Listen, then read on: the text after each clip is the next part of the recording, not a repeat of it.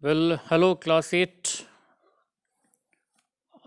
I'm sure you have done up with your chapter, the tsunami, and the exercises of the same. Now, here we are starting a new chapter, the glimpses of the past, and obviously the glimpses of Indian past. Okay. Now, this chapter is in the form of comic strip. You already have an exposure how a comic strip is converted into the text and text into comic strip when you did your assignment of how the camel got his hump. So that comic strip you had already prepared, and you know how the important events are related in a comic strip in the form of the bubble, and the bubbles contain dialogue. So this chapter is all about, it is divided into 9 parts from 1757 to 1857. And in that 9 parts, actually the 8 parts, one is just the introductory part, the martyrs. And we shall be covering this, all comic strip wise, all 8 parts. Today we shall be covering 5 parts, and in the next four, in the next video lecture, we shall be covering 4 parts. Now, your assignment over here will be converting the comic strip into the all 9 parts.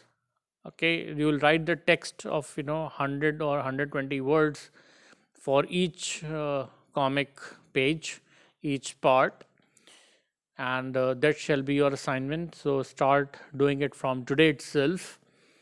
And in the third video lecture coming, today is the first, next we shall be covering all till 1857, and after that your question answer and comprehensions will be there. So that's how we are going to go about for this particular chapter. Now, when you do the comic strip into the text, you should use your own language also, your own pieces of information also. Okay, because you have been studying history since class 6, and this year you are studying freedom struggle and all. So add up those small little facts. While covering this particular chapter, I shall also be, covering few of the points, if not all. And this is how the introduction to the chapter will go on. You just read how the bubbles are related to the text and how text are converted into the dialogue bubbles. So that we should be doing it. Okay. So let us start with it. Now, this particular glimpse of the past chapter starts from the advent of Britishers into India and till first war of independence, till that portion, that date only, 1857. And after the revolt of 1857, the till 1857, the Britishers were traders actually. They came for their own, benefit. And after that, after 1857, after the revolt, the British government thought that these British East India Company, the people from there cannot, govern properly India. So Queen's proclamation was there, and the governance was handed over from British East India Company to the Queen's rule, direct rule of the British government. Okay, and we are going to study till revolt of 1857 only. Okay, let's start with it. The martyrs. The first two pictures says martyrs. Now you see a function at Delhi where Nehru ji, Shastri ji, Indira Gandhi, and in the below picture you find your Rani Lakshmi Bai, Gopal Krishna Gokhale, Lala Lajpat Rai, Mahatma Gandhi, Subhash Babu, Chandrasekhar, this Bhagat Singh, and one last Mughal emperor, Bahadur Shah Zafar II. Okay, so this is what you find it over here. And the song, actually, this incident is of 1962, after we had the altercation with China, the first war with Chinese army we had. And we fought very bravely, but we were scarce of resources. So it was insisted by PMO that Bollywood, any song must be sung over there so that morale goes up. Now this is a common exercise. This did not happen only for India, I'll tell you. it happens in otherwise also. Say for example, like Americans lost War of Vietnam. So a whole series of films, White House insisted on Hollywood, so to prepare a film so that morale of the Americans should be boosted up, because it was a very long war, ended up in 12, 15 years, and then Americans lost that war very badly from Vietnam. North Vietnam, South Vietnam. South Vietnam was supported by America, and then North Vietnam was supported by China, and South Vietnam lost the war. Now they are good friends of each everybody, but then Americans had lost war very badly. Okay, so because what happened after that, White House insisted on Hollywood to create a movie. So a Rambo series by Sylvester Stallone was whole launched to bring the morale up of the Americans. So like the same thing happened in India also. The morale got down in 1962 because we fought very bravely, but then we were scarce of the resources. We were not having so many guns, so many sophisticated weapons, so many bombs. Air Force was not engaged effectively. So these were some shortcomings. So Kavi Pradeep wrote a song, and ऐ मेरे वतन के लोगों जरा याद करो कुर्बानी, and Lata Mangeshkar sung at a function at New Delhi in 26 Jan. So that was this particular incident has been depicted over here, that my countrymen remember all the martyrs, and it was basically dedicated to army who have done its job and still doing with all sacrifices. But our martyrs also have done it, fighting the British government. So that is particular scene. Now let us come to the company's conquest. Company here means the British East India Company. Now what happens over here is that earlier what happened, initially they came as a foreign businessmen. They wanted to trade with India. Now why they wanted to trade with India or for any country, because industrial revolution has just started. England is a very small country. Now England has many parts like Wales, Scotland, Ireland. All are called British Isles. Now in this British Isles, what happens? The resources are very scarce. Okay, they are falling short of, not much coal is there, not much crop is there, so they are scarce of resources. Not much wood is there, so they are scarce of resources. So when the industrial revolution, after first Renaissance started in Europe, and then came the industrial revolution. When the industrial revolution came, machines came, printing press came, everything was coming, they were falling short of resources. Thus they wanted to grow here and there for resources, so they were having imperialistic policy. Imperialistic policy means to annex the foreign country to utilize the resource. So British East India Company was formed, and many other countries were formed, and the traders started moving here and there. So they went to America, captured America, Britishers, and then later American War of Independence was there. South America, then South Africa, various parts of Africa, Southeast Asia, Australia, and India, and Ceylon. Ceylon means Sri Lanka.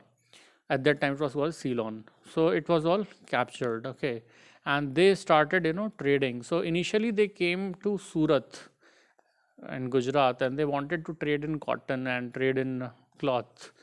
But later on they went to Jahangir's court, and where Thomas Roe went over there. He was the first visitor, and he acquired a license for establishing a factory. Now here I was just out of the context, I would like to share that wife of that ruler was not well, so he brought a doctor, and wife got well. So just to oblige, in turn, the that particular charter was given to trade. Okay, this one was charter. So that was trading was started, and then later on what happened, they wanted to acquire land.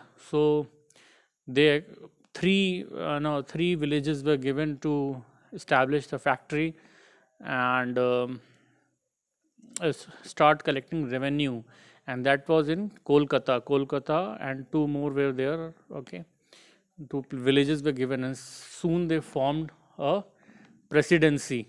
Okay, over there. So this was Kolkata presidency. Then they formulated Bombay presidency, Chennai, Madras presidency.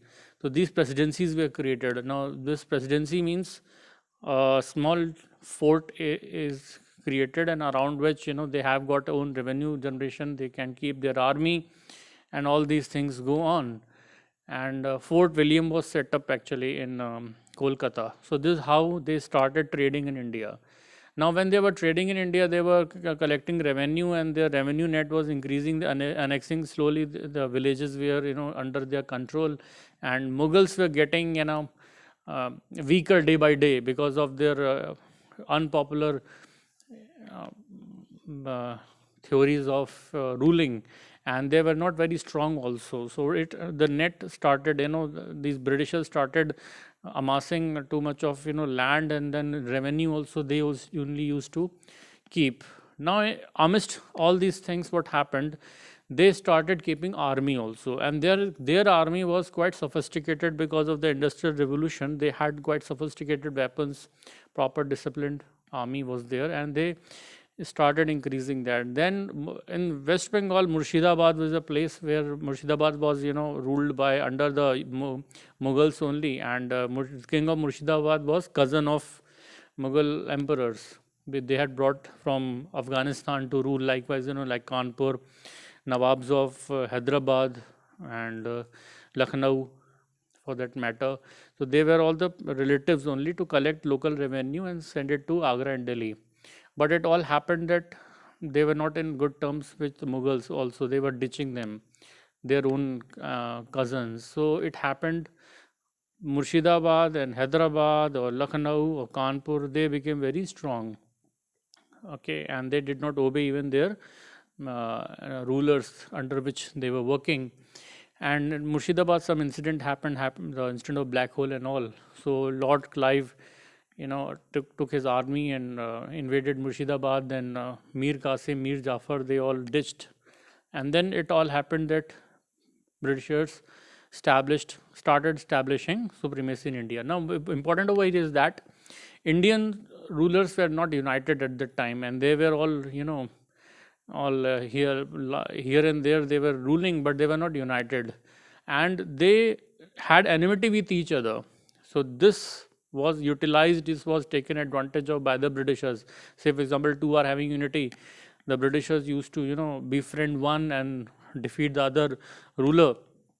This ruler thought, okay, fine, he's a good friend of mine, and then good friendship, and then the ruler was dethroned and that kingdom captured. So this all was going on in the British rule since 1765 to 1836. Okay.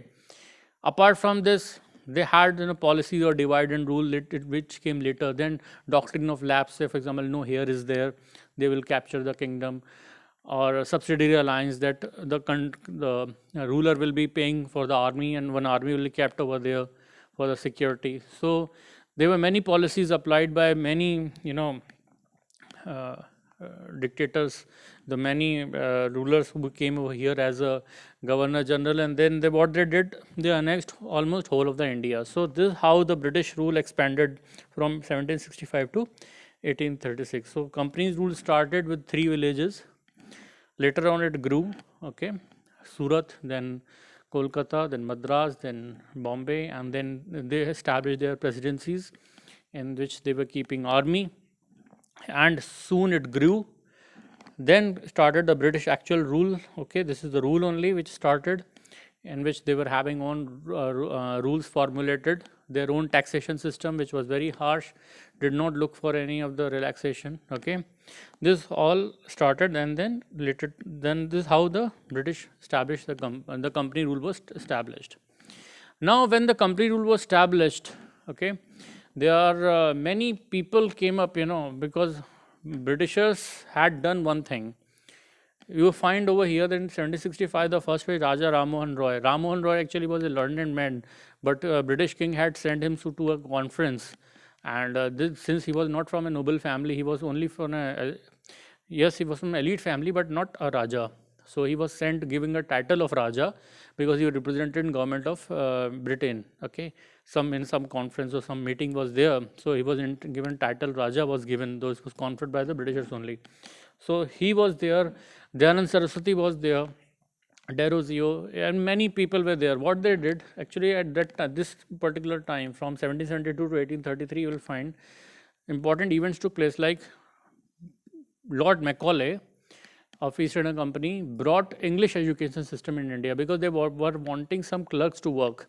Now clerks can only work with the British English language only because all the Britishers were using that particular language. So they started establishing schools with English. So it is known as Macaulay system of learning. What happened at this? Okay, some of the Indians took advantage of that, because when they were learning English in India, they were also exposed to the books written and published in European countries. Another thing happened just before prior century. The printing press started, and this printing press started in Germany. The first book published was Bible. And what happened, slowly, many schools were there, many colleges, universities were there, so many schools of thought sprung up. And it all started, and the printing press also had a very good role in French Revolution. Okay, so because many things, many thoughts, ideas were exchanged in the printed form, and it was far-flung debates where there single-page tabloid type newspapers used to get published. So Raja Ram Mohan Roy also learned it. He went to Britain, learned the system. Then he compared. Okay, the British, like even Mahatma Gandhi for that matter, Jawaharlal Nehru for that matter, they went to Britain to study, and then they studied that what we are doing over here in India is very different from what is actually the condition in Europe. Over here, secularism is there. Over here, people are given equal opportunity. Over here, the school of thought is something different, very wide, and we are talking scientifically. So they brought these things to India. Okay, and say for example, Raja Ram Mohan Roy stopped sati, widow remarriage started.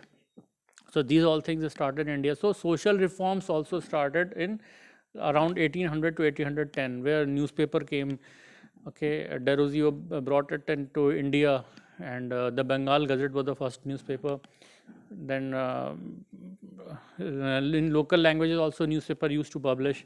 So this is how the knowledge spread, the learning spread, the education spread in India. So it started cropping up. Okay, people were becoming learned. Earlier they thought till over here that it is our destiny that the Britishers have been sent by the God, so that they can get rid of their enemies, but they were not knowing unknowingly that they are killing their own brothers, people of their own blood, and they are regarding them as enemies and not regarding Britishers. But then when Britishers started oppressing them, suppressing them, then they realized that we have done a blunder by giving them space. But by that time it was too late, and Britishers had taken over in every inch of India, and they were ruling. They were having their own set of taxation. They were not bothering about the non-productivity. They were not bothering about anything. They were taking up raw material from India. They were taking up wood from India. Okay, wood was taken in a huge amount because wood was required for building ships, building railway tracks, building railway trains, building houses, building factories, building warehouses. Everything was made up of wood, but that was not available back in Britain. So what they did, they took everything from India, and tons of spices, tons and tons of tea was taken over here, and they became rich. This operation of foreign goods, taxation and famine was not considered. Okay, make Indians very discontented. The Rajas of India, the kings and queens and local princes, princely states were very traumatic condition. So this is what all was happening. In between, what other thing which cropped in was corruption in the Britishers. British officers, what they did, they started their own business also. The British officers, when they started their own businesses, they become rich, and they are becoming richer day by day. So corrupt activities cropped into their lifestyles, into their brain. So they were not, they were very much biased. They were not polite to Indians. So this is all happened, from 1765 to 1835. Okay, they were become richer day by day. Another theory which has cropped in is that, which is not to be mentioned anywhere, but you should know that the officers appointed by the British rule, the British East India Company, were the rogue officers, or were military officers which having a very bad track record, or where they were fired from the British Army. There were criminals also with the British Army fired, so they were appointed by the British East India Company and brought it over here, because nobody used to like coming to India, because it was very hot and humid country, very far away from their family and friends, and the lifestyle over here was something different. But they tried to design their lifestyle on the altar of the lives and the of the Indians. So they sacrificed the Indian lives, and then their own lifestyle was maintained in that way. So this all happened. Okay, so this led to lots of discontent, and which led ultimately to the first war of independence. Okay, so this is what I've told you overview. Just read line by line, and for every segment you make 100-150 words of whatever is going on over here. Okay, and then you can include some examples also, like friends and friends fighting, like Tipu Sultan was fighting with Marathas. So likewise things were there, and even Maharaja of Gwalior was in fight with Maharani Lakshmi Bai. So we Indians were fighting with each other with the help of Britishers. One side and other side was defeated. So this is how the British East India took control of India and over Indians for that matter. And then this is how the operation and suppression took place, and which resulted in discontent. Okay, so this ends your fifth part. Just read line by line, so that you can frame your own 100-150 words of story of each and every section.